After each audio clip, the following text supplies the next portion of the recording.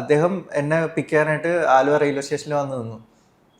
ഞാൻ ആ സമയത്ത് എന്തോ സമയക്കേടാന്ന് തോന്നുന്നു, ഞാൻ ട്രെയിൻ ഇറങ്ങുന്നതിന് മുന്നേ ഒന്ന് ഫ്രഷ് ആവാമെന്നും പറഞ്ഞിട്ട് ബാത്റൂമിൽ കയറിയതാണ്.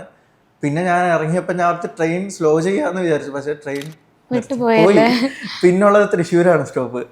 ജൂരേട്ടൻ അപ്പോൾ ചോദിച്ചു, ചേട്ടാ എവിടെയാണ്? ഞാൻ വാതിൽക്ക് നിൽപ്പുണ്ട്. അപ്പം ഞാൻ പറഞ്ഞു, ചേട്ടാ ഒരു പ്രശ്നമുണ്ട്, ട്രെയിൻ പോയി, ഞാൻ തൃശ്ശൂർ ഇറങ്ങണ.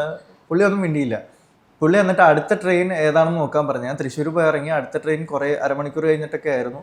ഞാൻ അതിന് കയറി തിരിച്ചു അദ്ദേഹം അവിടെ വെയിറ്റ് ചെയ്തു. അപ്പോൾ എന്നെ കണ്ടപ്പോൾ ആദ്യമേ ചോദിച്ചത്, നീ ഒരു കിളിപ്പോയവനാണെന്നാണ് ചോദിച്ചത്. അപ്പം ഞാൻ ഭയങ്കരമായിട്ട് പാനിക്കായി. കാരണം ഒരു ഡയറക്ടർ നമ്മൾ ഇത്രയും എന്താ പറയുക റെസ്പെക്ട് ചെയ്യുന്ന ഒരാൾ, അല്ലെങ്കിൽ നമ്മൾ കാണണമെന്ന് ആഗ്രഹിച്ച ആൾ ഫസ്റ്റ് മൊമെൻ്റ് തന്നെ ഫുള്ള് ഫ്ലോപ്പായി. ഞാൻ ചേട്ടാ എനിക്ക് ഇച്ചിരി നാരങ്ങ വെള്ളം മേടിച്ച് തരുമോ? പുള്ളി പറഞ്ഞു വാന്ന് പറഞ്ഞിട്ട് എന്നെ കൊണ്ടുപോയി ഫ്രഷ് ലൈവും കട്ട്ലറ്റും മേടിച്ച് തന്ന്. പിന്നെ ഞങ്ങളിരുന്ന് അവിടെ ഇരുന്ന് സംസാരിച്ചു. അന്ന് തൊട്ട് തുടങ്ങിയ ഒരു സൗഹൃദം പിന്നീട് ഒരു സഹോദര ബന്ധത്തിലേക്ക് മാറി.